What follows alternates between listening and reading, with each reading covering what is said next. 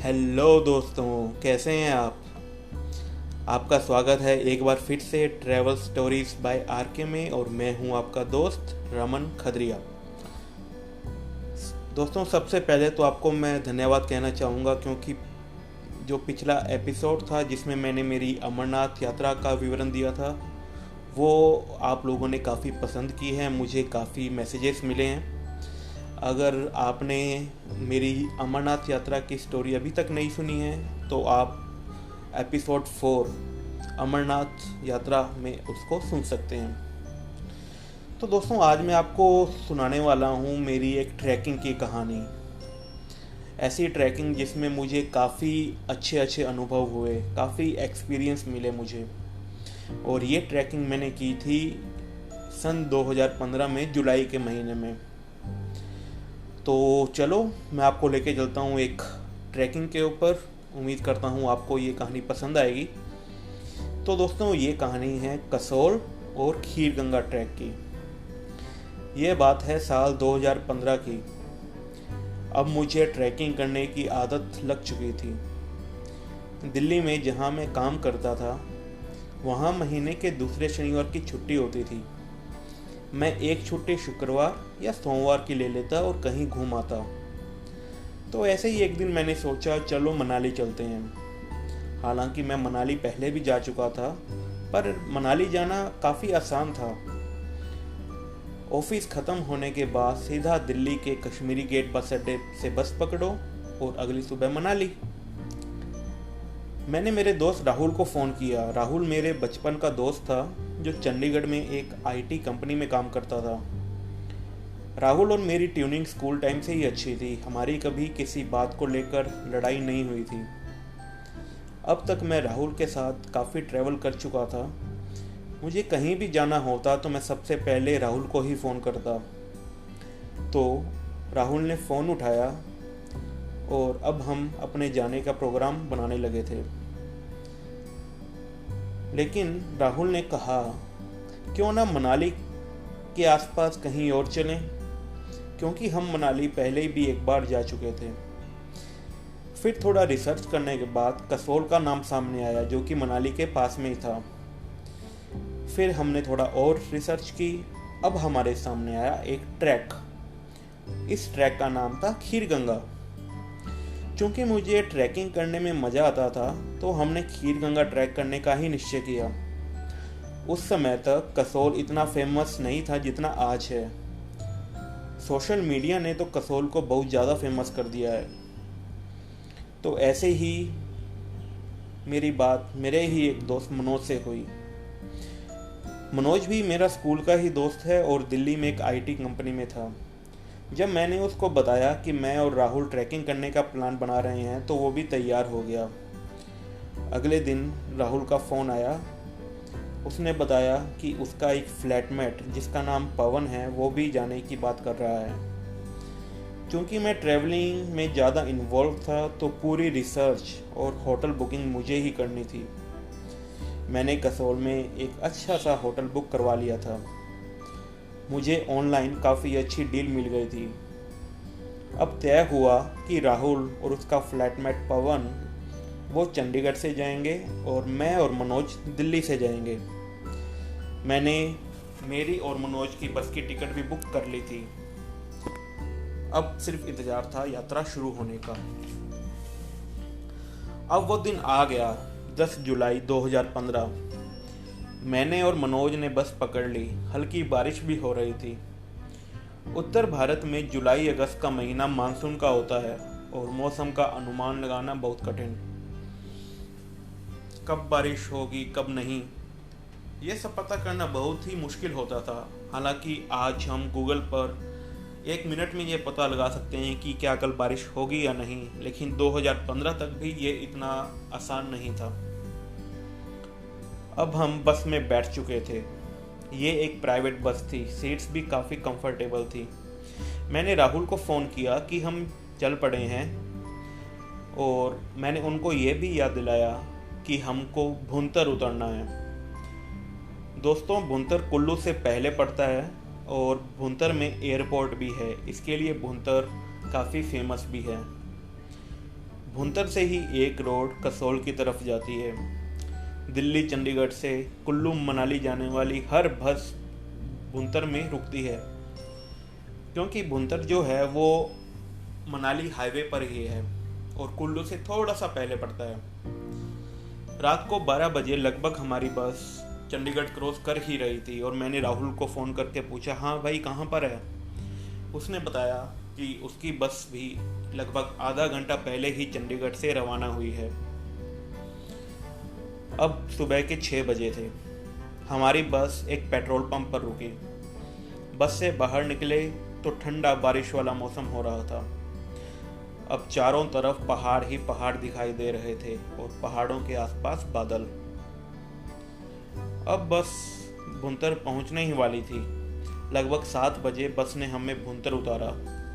राहुल और पवन एक चाय की दुकान के पास हमारा इंतजार कर रहे थे।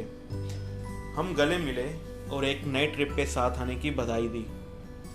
सबके चेहरों पे खुशी थी, क्योंकि बाहर ठंड और बारिश का मौसम था और चाय वाली दुकान पर पराठे भी बन रहे थे, तो मेरा मन तो चाय पराठे खाने का हो गया।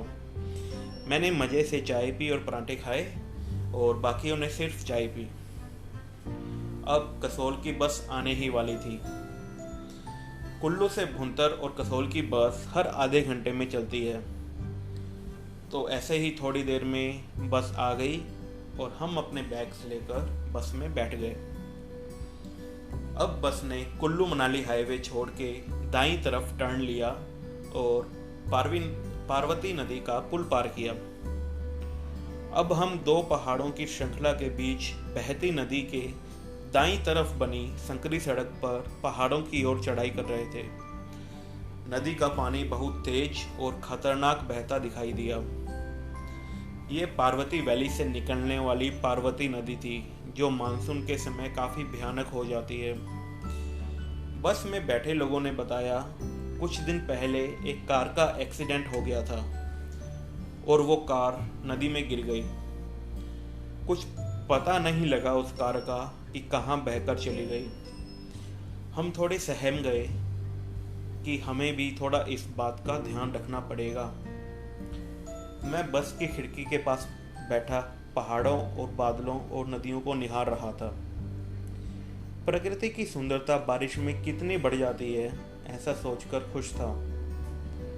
बस भी घुमाव लेकर जा रही थी। चूंकि रोड काफ़ी संकरी थी और अगर सामने से कोई बस आती तो हमारी बस भी सड़क के एकदम किनारे खाई वाली साइड में हो जाती। तो यूं ही चलते चलते कसोल आने वाला था। अब हमें हमारे होटल के भी बड़े बड़े साइन बोर्ड दिखाई देने लगे थे। मैंने बस कंडक्टर को बोला कि भैया हमें इस होटल जाना है और जहाँ से भी नज़दीक हो वहीं उतार देना। कंडक्टर बोला, चिंता मत करो, होटल के एकदम आगे उतारूंगा। तो अब हमारी बस कसोल से गुजर रही थी। बस के लगभग सभी यात्री वहीं उतर गए। हमने जब कंडक्टर को इशारा किया तो वो बोला, बैठे रहो। अब बस कसोल से बाहर निकल रही थी। पार्वती नदी अभी भी हमारे बाईं तरफ बह रही थी। कसोल से लगभग 2 किलोमीटर आगे एक रिजॉर्ट के आगे बस रुकी। हमने जब नाम देखा तो वो हमारा होटल ही था। हमने कंडक्टर को थैंक्स बोला और होटल की ओर बढ़े। रिजॉर्ट जैसे खूबसूरत दिखने वाले होटल का नाम होटल रॉयल पैलेस था। वहाँ के मैनेजर ने हमारा क्विक चेक इन किया और अब हम होटल के फर्स्ट फ्लोर पर अपने कमरों में पहुँचे। मैं और मनोज एक कमरे में और राहुल और पवन दूसरे कमरे में थे। होटल का कमरा बहुत ही खूबसूरत था, सब वुडन था। डबल बेड के गद्दे भी काफ़ी कंफर्टेबल थे। कमरे में टीवी, सोफा, बालकनी सब था। बालकनी से बाहर का नज़ारा क्या खूब था। सामने ही नीचे की तरफ पार्वती नदी बह रही थी और सामने बड़े बड़े पहाड़। ऐसी जगह पर आकर एक कॉफ़ी का मग हाथ में हो और एक बुक, बालकनी में बैठकर पूरा दिन आप ऐसे ही गुजार सकते हैं। बाहर बारिश हो रही थी। मैंने राहुल को फ़ोन किया कि थोड़ी देर आराम करते हैं और फिर चलेंगे घूमने। हमने थोड़ा आराम किया। मुझे नींद नहीं आ रही थी, मैं बस बहुत खुश था। थोड़ी देर में उठकर मैं बालकनी में गया। बारिश रुक चुकी थी। मेरा होटल से बाहर जाके नीचे एक ग्राउंड था जिसके आगे नदी बह रही थी। मेरा वहां जाने का मन किया। मैं और मनोज नीचे पहुंच गए। होटल के बिल्कुल आगे एक सड़क थी और उसके नीचे एक ग्राउंड जिसके पास नदी बह रही थी। वो ग्राउंड बिल्कुल एक कैंपिंग ग्राउंड जैसा लग रहा था। मैंने भी मन में एक बार सोचा कि यहाँ एक बार दोबारा आएंगे और कैंपिंग करेंगे। ऐसे ठंडे मौसम में नदी के किनारे कैंपिंग और रात को बोनफायर के साथ हल्का हल्का म्यूजिक, क्या मज़ा आएगा। इतने में ही हमें राहुल अपने कमरे की बालकनी में दिखाई दिया। वो शायद नहाकर आया था। हमने हाथ दिखाकर उसको बोला, ओए आजा। अब वो और पवन भी आ गए। मुझे सेब के पेड़ दिखाई दिए और मैं सेब तोड़ने में बिजी हो गया। मनोज फोटो खींच रहा था और राहुल और पवन भी। सेब देखने में हरे थे लेकिन खाने में बड़े स्वादिष्ट। अब हमने मणिकरण गुरुद्वारे जाने का सोचा, जो कि सिर्फ 2 किलोमीटर ही था। मैंने होटल मैनेजर से एप्पल के पेड़ों के बारे में पूछा तो वो बोला ये उनके जो नेबर्स हैं उन्हीं के हैं, कोई प्रॉब्लम नहीं है, हम संभाल लेंगे। थोड़ी देर में हम तैयार होकर अपना अपना छाता लेकर दोबारा बाहर निकले। अब हम मणिकरण की दिशा में जा रहे थे। सड़क पर कोई ज़्यादा वाहन नहीं थे। हम मस्ती करते खूबसूरत वादियों में फ़ोटो खींचते खींचते जा रहे थे और बीच बीच में हल्की बारिश भी हो रही थी। अब हम मणिकरण गुरुद्वारे पहुँचे। चूँकि वो नदी के उस पार था और वहाँ पर एक पुल बना हुआ था, तो हमने वो पुल पार किया।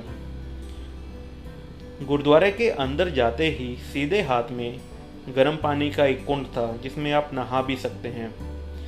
चूँकि हम पहले ही होटल से नहा कर आए थे तो हम आगे बढ़े। सबसे पहले हमने अपने जूते चप्पल खोले और सिर पर एक रुमाल बांधा।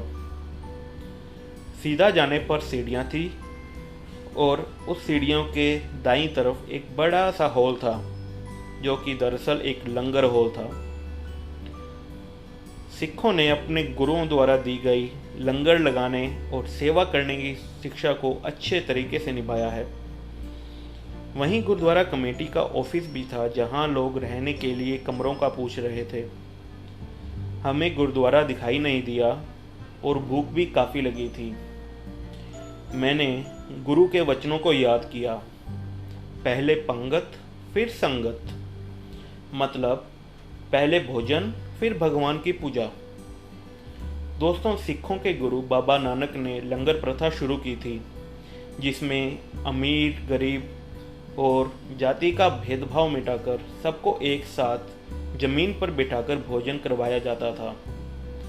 एक बार अकबर, जो कि भारत राष्ट्र का सम्राट था, वो गुरुजी के दर्शन को पहुंचा तो उनको भी बिना पंगत मतलब बिना लंगर खाए गुरु ने अपने दर्शन देने से मना कर दिया था।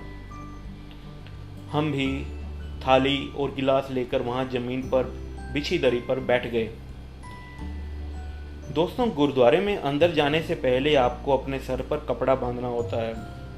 हिंदू धर्म में भी पूजा करते हुए हम सिर पर रुमाल रखते हैं। और जब भी आपको लंगर में बैठे कोई सेवादार कोई रोटी ब्रेड या चम्मच आपको पकड़ाए तो आपको दोनों हाथ ऊपर करके उनसे वो ग्रहण करना है। सेवादार कभी भी आपको रोटी थाली में नहीं देगा। और लंगर की दाल, वो तो क्या स्वादिष्ट, क्या गजब होती है। ऐसी दाल आपको गुरुद्वारे के अलावा और कहीं नहीं मिलेगी। लंगर छकने के बाद मनोज, राहुल और पवन तीनों ने ही लंगर में अपनी सेवा देनी शुरू कर दी। मैंने किसी कारणवश वहाँ सेवा नहीं दी। फिर हमने वहाँ गर्मा गर्म चाय पी। सब बर्तन साफ करके हम वहाँ से गुरु सभा में दर्शन को चल दिए। लंगर हॉल के पास ही जो सीढ़ियाँ ऊपर जा रही थी वही दरअसल गुरु सभा में जाने का रास्ता था। गुरुद्वारे में गुरबानी का पाठ चल रहा था। दोस्तों, ये मैंने ऐसा पहला गुरुद्वारा देखा जहाँ एक तरफ गुरु ग्रंथ साहिब और दूसरी तरफ हिंदू देवी देवताओं का मंदिर था। गुरु सभा में सिखों के सभी गुरु और सभी हिंदू देवताओं के चित्र थे। हमने वहाँ मत्था टेका और हलवे का गर्मा गर्म प्रसाद ग्रहण किया। हम थोड़ी देर वहीं बैठे और गुरु सभा को अंदर से निहारते रहे। फिर हम वहाँ से बाहर निकल गुरुद्वारे के पीछे की तरफ गए, जहाँ चट्टानों के नीचे एक ऐसी जगह बनी थी जहाँ की ज़मीन गर्म थी। चूँकि वहाँ हॉट सल्फर स्प्रिंग निकलता था तो ज़मीन भी गर्म थी। पीछे के रास्ते बाहर निकलने पर हमने देखा वहाँ एक मंदिर बना हुआ है और वहाँ पे एक छोटा सा तालाब सा भी था, जहाँ पे लोग कपड़े की पोटली में चावल बांधकर उसको उबाल रहे थे और उस चावल को प्रसाद के रूप में भी ग्रहण कर रहे थे। वहीं पीछे की साइड में एक मार्केट भी थी, जहाँ पे आप कुछ खरीद भी सकते हैं। हमने थोड़ी फोटोग्राफी की और चूंकि शाम होने लगी थी, हमें वहाँ से अब कसोल की तरफ भी जाना था, तो हमने वहाँ से जाने का निश्चय किया। अब हम वहाँ से बाहर निकले और बस का इंतज़ार करने लगे। वहीं एक लड़का शिलाजीत बेच रहा था। उसने बताया कि वहाँ ऊपर पहाड़ों पे जाकर पटाखे फोड़कर भालुओं को भगाकर ये शिलाजीत वो इकट्ठी करता है। ये सेहत के लिए बहुत फ़ायदेमंद भी होता है, इसलिए दाम ज़्यादा है। मैंने बाकी बातें छोड़कर उसकी भालू वाली बात पर गौर किया, क्योंकि अगले ही दिन हमें जंगलों से होकर खीरगंगा ट्रैक पे भी जाना था। इतने में ही एक बस आई और 8-10 मिनट में ही उसने कसोल के चौक पर छोड़ दिया। अब हम कसोल में थे। क्योंकि जुलाई में बारिशों का सीज़न होता है तो वहाँ ज़्यादा टूरिस्ट नहीं थे। अप्रैल मई जून यहाँ का पीक सीज़न होता है। वहाँ काफ़ी कैफ़ेस और बेकरीज भी बनी हुई थी। गौर करने वाली बात यह थी कि वहाँ हिंदी इंग्लिश के अलावा भी एक अलग ही भाषा लिखी हुई थी। पूछने पर पता चला कि यह हिब्रू भाषा है। पर यहाँ इतनी सब कुछ हिब्रू भाषा में क्यों लिखा है? तो दोस्तों, मैं आपको इसका कारण भी बताता हूँ। दरअसल कसोल को छोटा इज़राइल भी कहा जाता है। इज़राइल की भाषा का नाम हिब्रू है और इज़राइल में एक कानून है जिसके तहत हर स्टूडेंट को या हर व्यक्ति को मिलिट्री में 2 साल की सेवा देनी पड़ती है। ये अनिवार्य है वहाँ पे। ये मिलिट्री सर्विसेज इतनी हार्ड होती है कि उनको आराम करने तक का मौका नहीं मिलता। तो 2 साल बाद अपनी मिलिट्री सर्विसेज पूरी करने के बाद ये स्टूडेंट्स और ये लोग घूमने, आराम करने और दुनिया देखने निकलते हैं। और अपना हिमालय तो हर साल लाखों विदेशी पर्यटकों को आकर्षित करता ही है। और ऐसे ही शुरुआत में इजरायली लोग यहाँ आए और माउथ टू वर्ड पब्लिसिटी से ही एक समय ऐसा था जब यहाँ हर 10 में से 7 सैलानी इजरायली होते थे। अपने भारत में तो उस समय ऐसे घूमने का चलन ही नहीं था। उन इजरायली लोगों में काफ़ी तो ऐसे थे जो यहीं इन वादियों के होकर रह गए। उन्होंने कसोल और आसपास की वादियों में प्रॉपर्टीज़ भी लीज पे ले रखी है। धीरे धीरे जब इंटरनेट का ज़माना आया तो लोगों को भी ऐसी जगह घूमने का मतलब पता लगा और अब हर वीकेंड पर कसोल में एक मेला सा लग जाता है। मैंने भी वहाँ जर्मन बेकरी में एक चॉकलेट पोल और एक ब्राउनीज ट्राई की। 3 घंटे ऐसे ही आसपास घूमकर खा पीकर हम वापस होटल पहुँचे और एक बारिश जो कि रुकने का नाम ही नहीं ले रही थी। हमारे लिए चिंता की बात ये थी कि क्या हम कल खीरगंगा ट्रैकिंग पे जा पाएंगे। ऐसी बारिश में ट्रैकिंग पे जाना भी सेफ नहीं होता। हमने सोचा कल सुबह देखते हैं, अगर कल भी बारिश हुई तो हम मनाली चले जाएंगे और कोई ऑप्शन भी तो नहीं है। और ऐसा सोचकर हम सो गए। तो दोस्तों अगले दिन सुबह मैं सबसे पहले उठा। मैं फटाफट बाहर बालकनी गया और देखा कि बादल नहीं है और धूप भी निकल रही है। मैंने मनोज को उठाया और फिर राहुल पवन से भी बात की। पहाड़ों में सुबह के टाइम बहुत कम बारिश होती है और धूप लगभग रोजाना ही निकलती है। अब हम ये सोच रहे थे कि अगर रास्ते में बारिश शुरू हो गई तो पहाड़ों में मौसम का पूर्वानुमान लगाना भी आसान नहीं होता। पहाड़ों में कभी भी बादल आ जाते हैं और कभी भी बारिश शुरू हो जाती है। मैं ट्रैकिंग में जाने के पक्ष में था क्योंकि मनाली तो मैं पहले भी गया हूँ और मनाली तो कभी भी दोबारा भी जा सकते हैं, पर ऐसी ट्रैकिंग पे आने को बार बार नहीं मिलता। दोस्तों 2015 तक भी किसी जगह की जानकारी के लिए या तो ब्लॉग पढ़ने पड़ते थे या किसी ऐसे से पूछना पड़ता था जो पहले वहाँ गया हो। उस समय YouTube पे ऐसे ट्रैवल कंटेंट नहीं होते थे। मैंने भी खीरगंगा ट्रैक पर आने से पहले काफ़ी ट्रैवल ब्लॉग पढ़े थे, जिससे मुझे खीरगंगा ट्रैक की स्थितियाँ और रहने की व्यवस्था का मालूम चला। अब हम फाइनली ट्रैकिंग अटेम्प्ट करने वाले थे। हमने नहा धोकर अपना सामान पैक किया। बड़ा बैग तो होटल के रिसेप्शन पे ही छोड़ा और छोटा बैग अपने साथ ले लिया, जिसमें हमने एक जोड़ी कपड़े, रेनकोट, अम्ब्रेला, कुछ खाने पीने की चीज़ें साथ में ली। चाय तो हमने होटल में ही पी ली थी और बाहर आकर पेड़ों से एप्पल तोड़ लिए। कुछ एप्पल हमने खा लिए और कुछ बैग में डाल लिए। हम फोटोग्राफी कर ही रहे थे कि इतने में ही एक बस आई।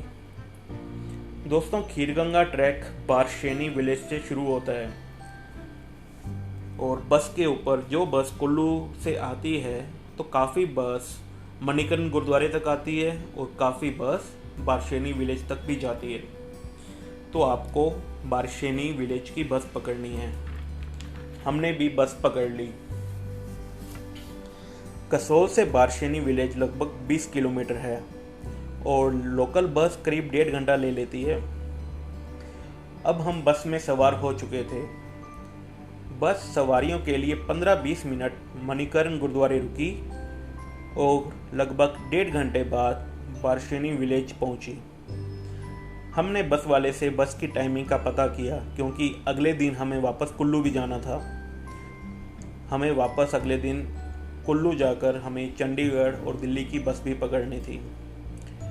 बस वाले ने बताया कि इसी रास्ते पे सीधा जाके एक डैम आएगा जिस पर अभी काम चल रहा है, बस वहीं से खीरगंगा ट्रैक शुरू होगा। हम चलते चलते डैम पे पहुंचे।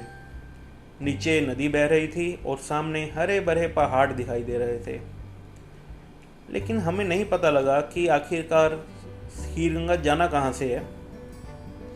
हमने वहाँ काम करने वाले से पूछा। वो बोला ये डैम वाले पुल से सीधे होकर चले जाओ। हम भी पुल पे जाके राइट डायरेक्शन में मुड़े और चलते गए।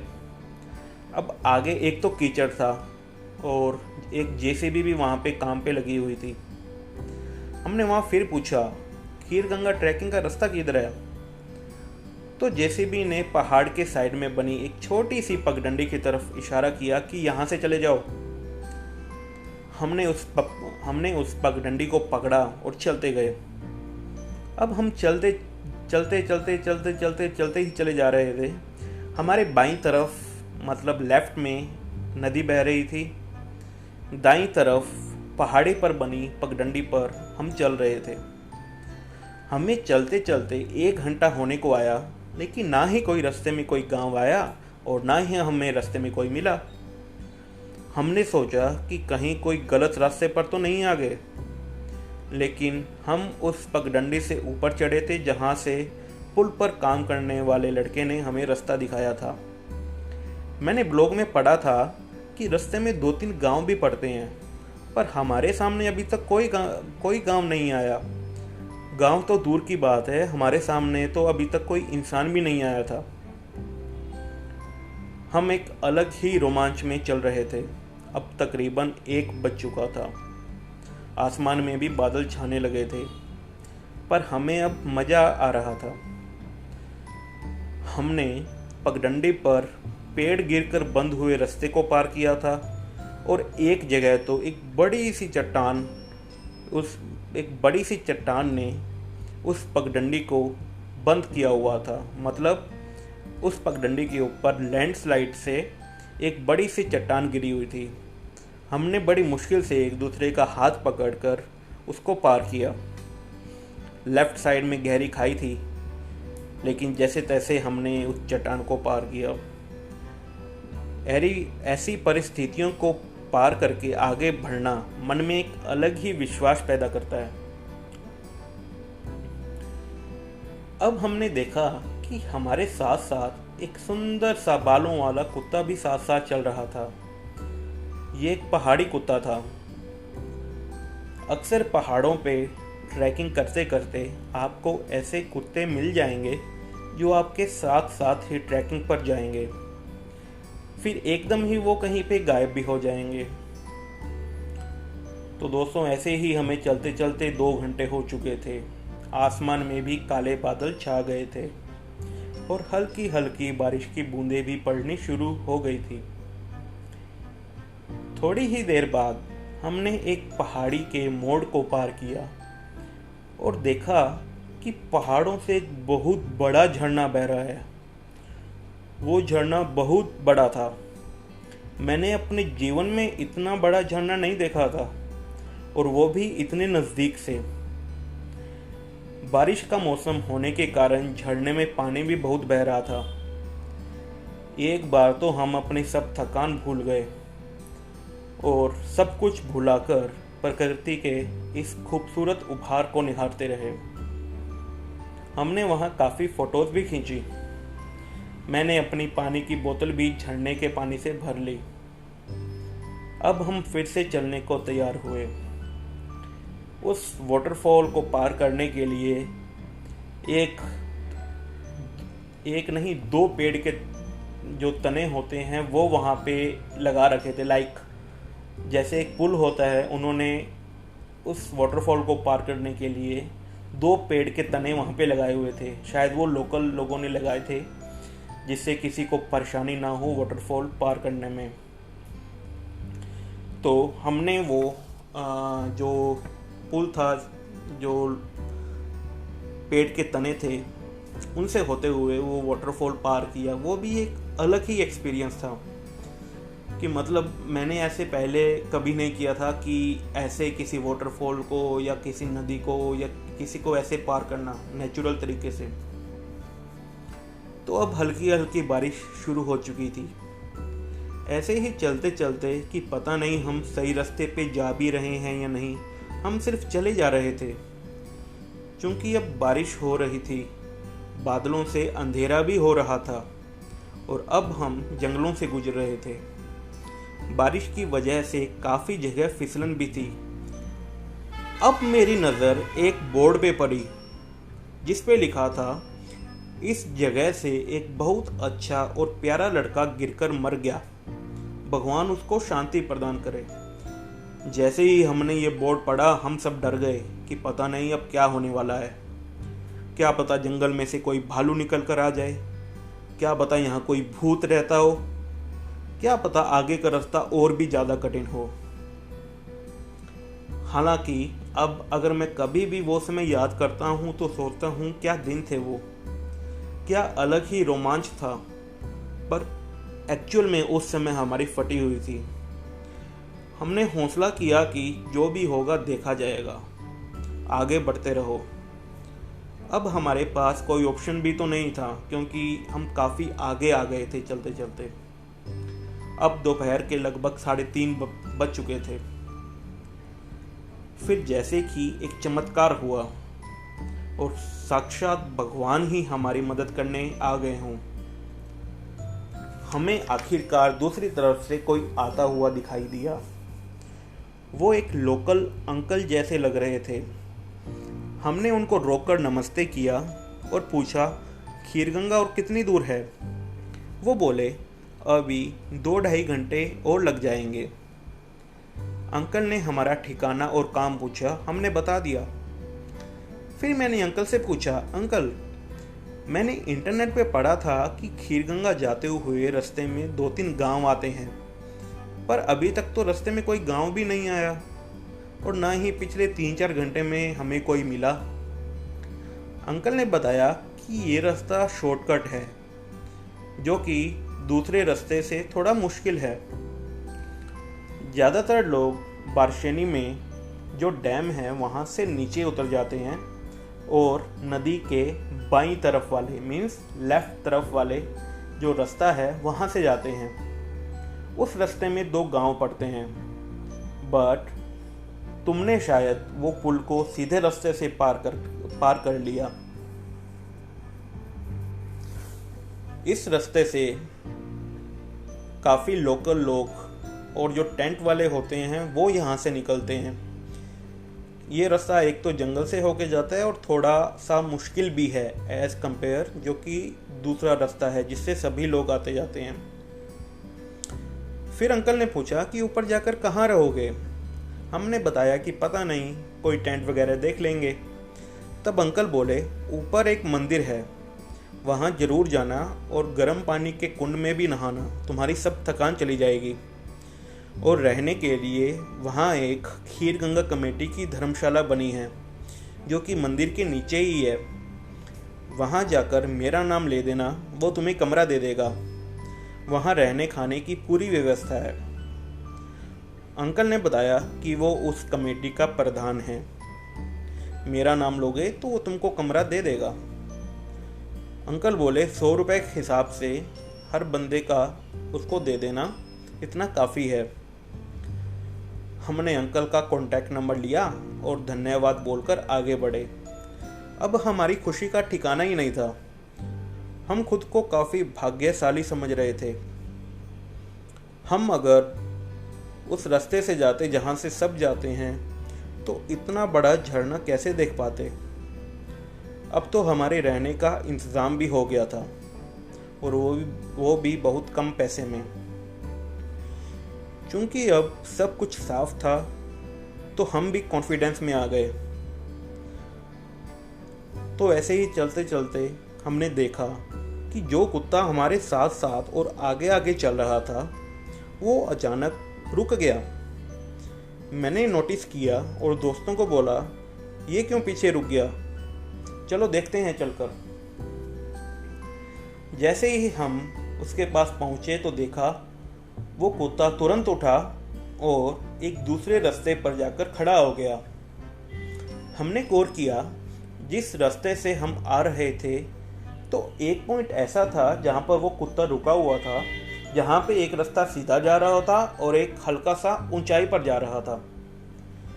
हमने वो ऊपर जाने वाला रास्ता इग्नोर कर दिया था तो और पीछे आने वाले कुत्ते ने वही ऊपर वाला रास्ता पकड़ा।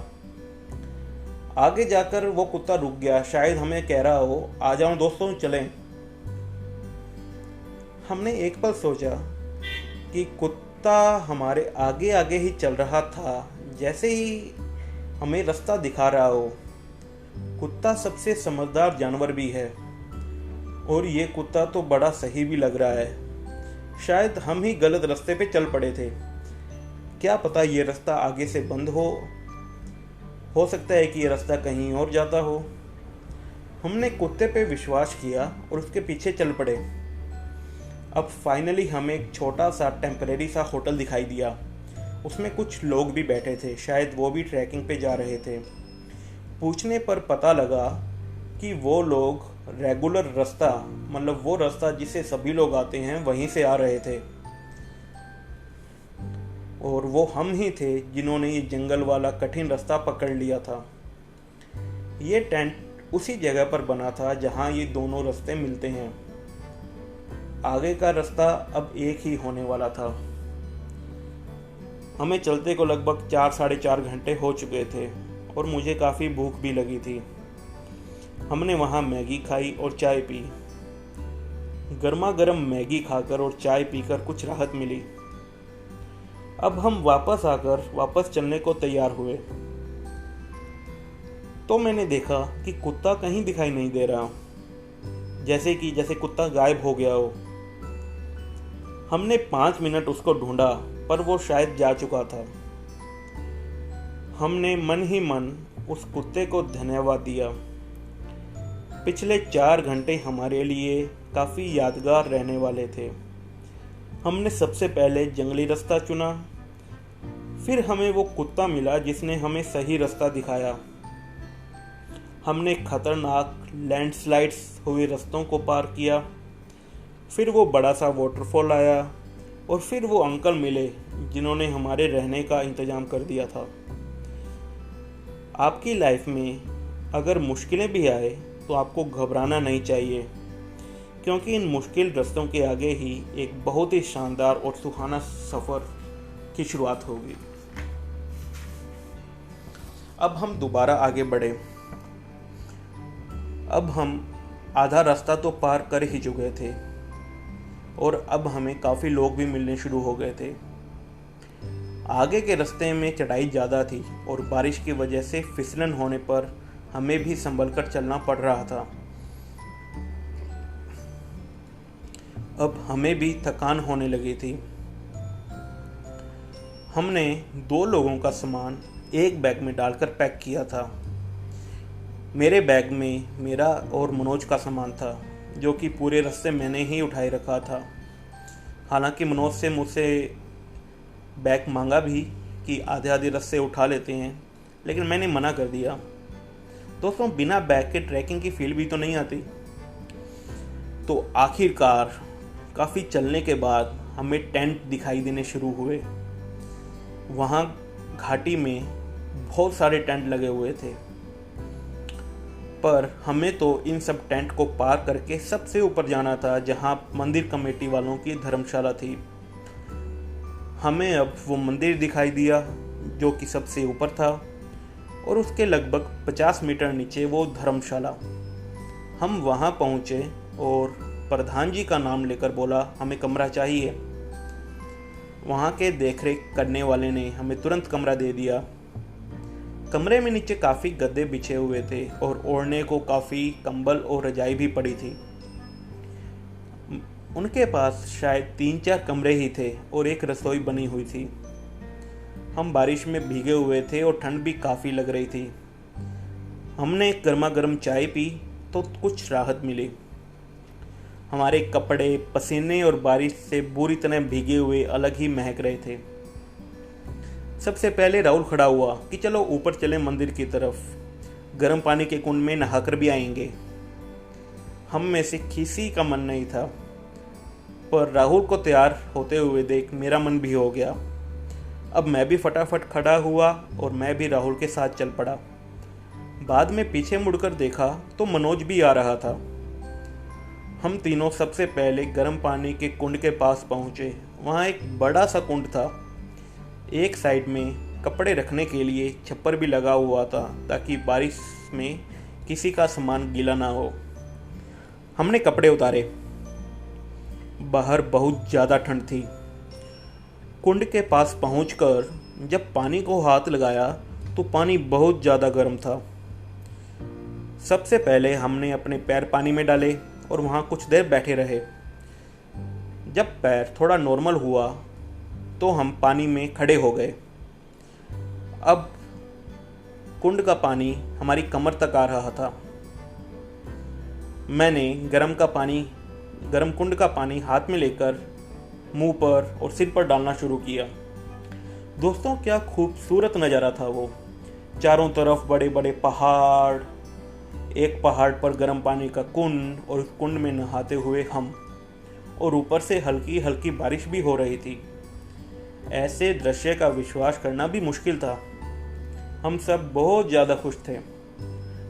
राहुल और मनोज थोड़ी स्विमिंग कर रहे थे। मुझे स्विमिंग नहीं आती थी। मैं बस वहीं खड़ा होकर पहाड़ों को निहार रहा था और अपने आप को भाग्यशाली मान के भगवान को धन्यवाद दे रहा था। मुझे ट्रैकिंग इसलिए नहीं पसंद क्योंकि भीड़ भाड़ से दूर आ जाते हैं। मुझे ट्रैकिंग पसंद है क्योंकि ऐसी प्राकृतिक जगह पर आकर ही आपको पता लगता है कि प्रकृति कितनी बड़ी है और आप कितने छोटे। ट्रैकिंग जीवन में संघर्ष करना सिखाती है और ये भी सिखाती है कि संघर्ष करोगे तो सफलता एक दिन ज़रूर मिलेगी। ट्रैकिंग से आपको ये भी पता लगता है कि आप कितने फिट हैं। तो हमें गर्म पानी से नहाते हुए काफ़ी समय हो गया था। अब तो गर्मी भी लगने लगी थी, हल्का हल्का पसीना भी आने लगा था। दोस्तों, ये गर्म पानी सल्फ़र का पानी होता है जो आपके शरीर की काफ़ी बीमारी को भी ठीक कर देता है। पर ज़्यादा देर इस पानी में रहने से आप बेहोश भी हो सकते हैं।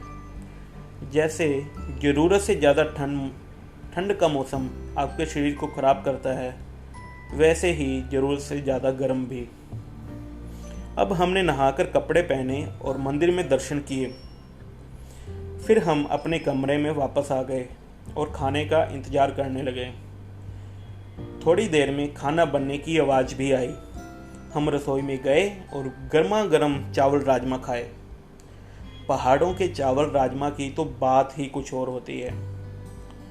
चूँकि आज का दिन हमारे लिए बहुत बड़ा था, हम सोने की तैयारी करने लगे, क्योंकि अब हमारा अगला दिन भी भागम भाग वाला होने वाला था। तो दोस्तों, सभी की लाइफ, जो कि अगर आप भी अगर ऑफिस में काम करते हैं तो ऑफिस से हमें ज़्यादा छुट्टियां काफ़ी बार नहीं मिल पाती और हमें ऐसे भागम भाग में ही कोई ट्रिप करना पड़ता है। तो हमारे साथ भी ऐसा ही था। हमें सिर्फ सैटरडे संडे की छुट्टी थी और हम सब ने एक एक दिन की छुट्टी एक्स्ट्रा अलग से ली थी ताकि हम ये ट्रिप कर सकें। तो अब हम अगली सुबह उठे। अब हमें उठकर फटाफट वापस चलने की तैयारी करनी थी, क्योंकि शाम को हमको वापस चंडीगढ़ दिल्ली की बस भी पकड़नी थी और अगले दिन ऑफिस भी जाना था। हमने उस धर्मशाला की देखरेख करने वाले को अच्छे से चाय और खाना खिलाने के लिए धन्यवाद दिया और हम वापस चल पड़े। अब हम नीचे उतर रहे थे। मौसम साफ था और धूप भी निकली हुई थी। कल की बारिश की वजह से फिसलन काफ़ी बढ़ गई थी, लेकिन हम बिना रुके उस आधे रास्ते तक पहुंच गए जहां वो होटल बना हुआ था। अब हमें उस रास्ते से जाना था जहां से सभी ट्रैकिंग करने वाले आते जाते हैं। हमारे लिए अच्छा हुआ था कि हमने वो गलत रास्ता पकड़ लिया था, क्योंकि अब हम दोनों रास्ते देख पाएंगे। हमने अब नदी पर बना हुआ पुल पार किया और चलते रहे। आगे का रास्ता काफ़ी समय तक सीधा ही चलता रहा और आगे जाकर एक सुंदर सा वाटरफॉल भी आया जिसका नाम था रुद्रनाग वाटरफॉल। अब मुझे ब्लॉग पर बताए गए रास्ते का भी याद आया। उस ब्लॉग में इस वाटरफॉल का भी जिक्र था। मनोज उस वाटरफॉल में नहाने लगा। सभी का एंजॉय करने का डेफिनेशन अलग अलग होता है। किसी को किसी चीज़ करने में मज़ा आता है और किसी को क्या करने में मज़ा आता है। अब हम चलते जा रहे थे बिना रुके। रास्ते में गांव भी आए जहां लोकल लोग, गायें और वहां पे काफ़ी खेती भी हो रही थी फ्रूट्स की। अब हम बहुत जल्दी बारशेनी गांव के डैम पर पहुंच गए। हमने एक बार खड़े होकर पुल को निहारा तो पता लगा वहां एक जगह खीरगंगा लिखकर उसके नीचे एक तीर का निशान बनाया हुआ था जो कि रास्ते को दिखा रहा था, पर हम में से किसी ने उस निशान को नहीं देखा था। अब हमें जाने को जल्दी थी। करीब आधा घंटा इंतज़ार करने के बाद एक बस आई कुल्लू की। उसने बताया मणिकरण में आधा घंटा रुककर चलेंगे और लगभग 3 घंटे में आपको भुंतर उतार देंगे। हम बस में बैठ गए। बस मणिकरण गुरुद्वारे के पिछले दरवाजे के बाहर रुकी। बस वालों ने हमें आधा घंटा रुकने की बात कही। अब मैं गुरुद्वारे जाकर लंगर छककर आना चाहता था, पर सभी ने मना कर दिया। मुझे विश्वास था कि मैं आधे घंटे में अंदर जाकर लंगर छक कर वापस आ सकता हूँ। बस को गुरुद्वारे के पिछले दरवाजे से निकलकर आगे के दरवाजे पर आने में ही 5 मिनट लग जाते हैं। मैंने वो 5 मिनट भी काउंट किए तो टोटल मेरे पास 35 मिनट थे। मैंने बस कंडक्टर को बोला कि अगर बस चलने वाली हो और मैं वापस ना आऊँ या हमें से कोई वापस ना आए तो हम आपको आगे वाले रास्ते से मिल जाएंगे। तो मेरे साथ मनोज भी चल पड़ा। अब हम दोनों साथ हो लिए। अब हम गुरुद्वारे की तरफ भागने लगे। कुछ 7-8 मिनट का रास्ता था पार्किंग और गुरुद्वारे के बीच। मैं और मनोज लंगर छकने लगे। इतने में ही मैंने देखा राहुल और पवन भी आ गए थे। मैं और मनोज सबसे पहले वहां से निकले। मैं मनोज को पहले ही फ्रंट गेट पर ले आया कि अगर गलती से भी अगर लेट हो गए तो बस कहीं मिस ना हो जाए, और मैंने बस वाले को पहले ही बोल रखा था कि हम उसको फ्रंट गेट पर मिल जाएंगे। 5 मिनट बस का इंतज़ार करने के बाद बस भी आ गई। देखा तो पता लगा राहुल और पवन बस में है ही नहीं और पूरी बस खचाखच भरी हुई थी। मैं राहुल को फ़ोन कर रहा था पर वो फ़ोन ही नहीं उठा रहा था। लगभग 5 मिनट भरी हुई बस को वेट करवाने के बाद हमें लगा कि अब हमें अपना सामान उतार लेना चाहिए, क्योंकि बस इतनी देर इंतज़ार नहीं कर सकती थी। क्योंकि हमने पहले ही भुंतर तक के पैसे दे रखे थे तो हमें पैसे का नुकसान होता।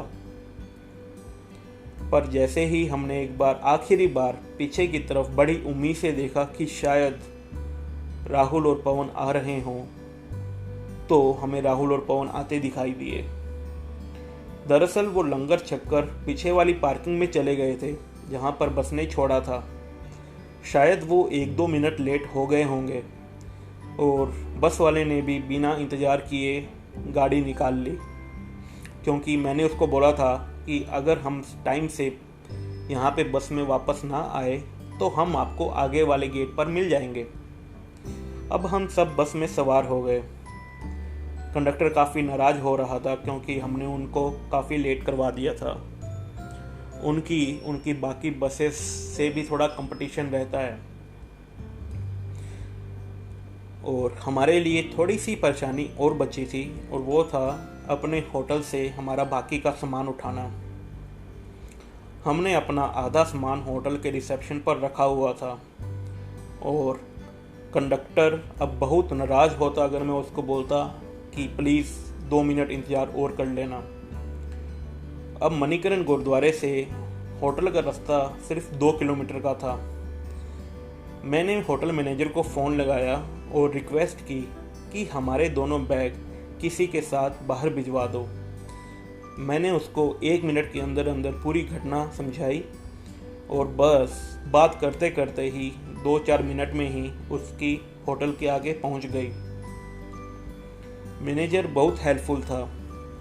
जैसे ही हमारी बस होटल के आगे पहुंची, एक लड़का हमारे सामान के साथ तैयार खड़ा था। अब सब ठीक हो चुका था। ऐसी छोटी छोटी परेशानियां ही यात्रा को यादगार बनाती है।